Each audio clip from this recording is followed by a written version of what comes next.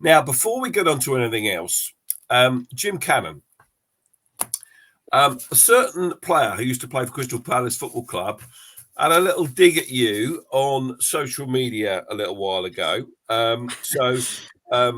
Gary Neville hosts a show called The Overlap, and one of his regular pals on there is a certain Ian Wright.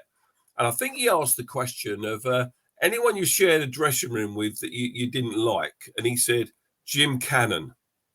And Roy Keane said, Jim who? And then Wright, he said, Scottish bloke, centre half.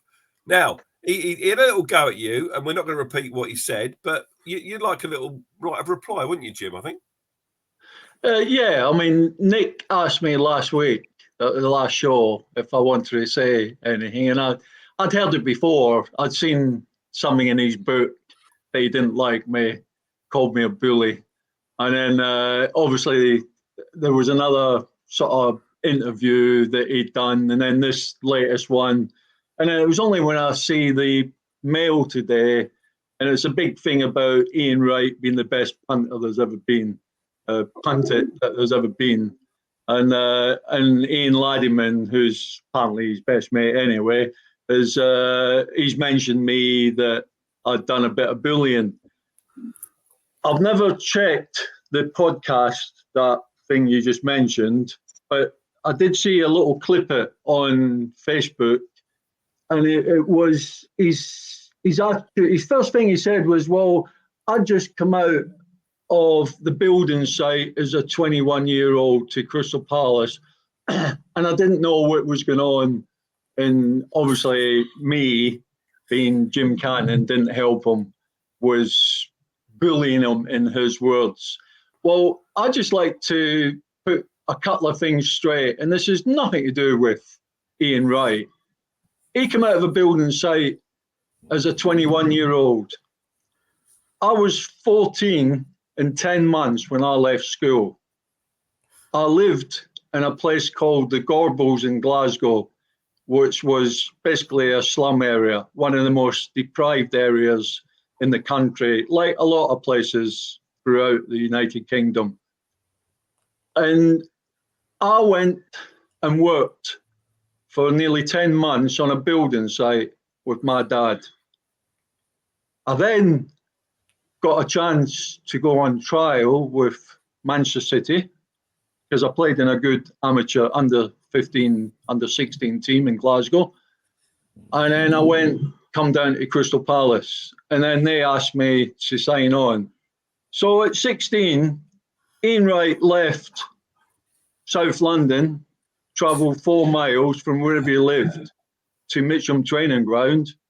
I travelled 500 miles as a 16-year-old to Glasgow, from Glasgow to London. Didn't know anybody, never had met any of the players, was putting digs with people I'd never seen in my life.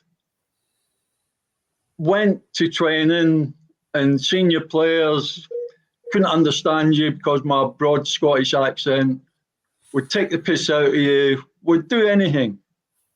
But my attitude this is a life I want, because I want to be a professional footballer. So I didn't whinge. I just got on with all the negativity that I got being a Scotsman coming down to England in an environment where it was a million miles away from what I'd ever experienced. So when I hear and see little snippets about how belittled Ian Wright was coming from the East End of London or South London, 4 miles up the road to play for Crystal Palace as a 21-year-old. He had 6 years more lifetime than I had when I come down here.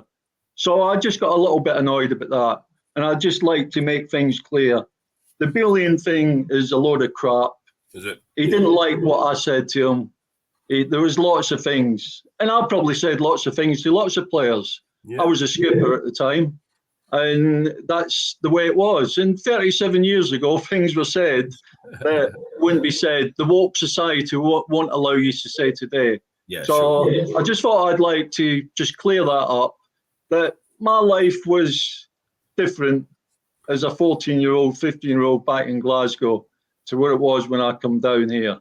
So that's all. Thank you, Jim. Thank you very much indeed for that, and lots of support for you in the chat from everything you've said there. So Jim, afterwards, take some time out to read those comments. There's a lot of love for you there, mate. I can't read anything at the moment because you're all froze. Yeah, I know. But as I said, afterwards, pop on the Facebook and have a read. And listen, you will not get that on any other Crystal Palace podcast, guys. The writer reply of Jim Cannon to Ian Wright's ridiculous comments on the overlap the other week. So that's all good. Jim, thanks for taking the time to share that with us this evening, my friend.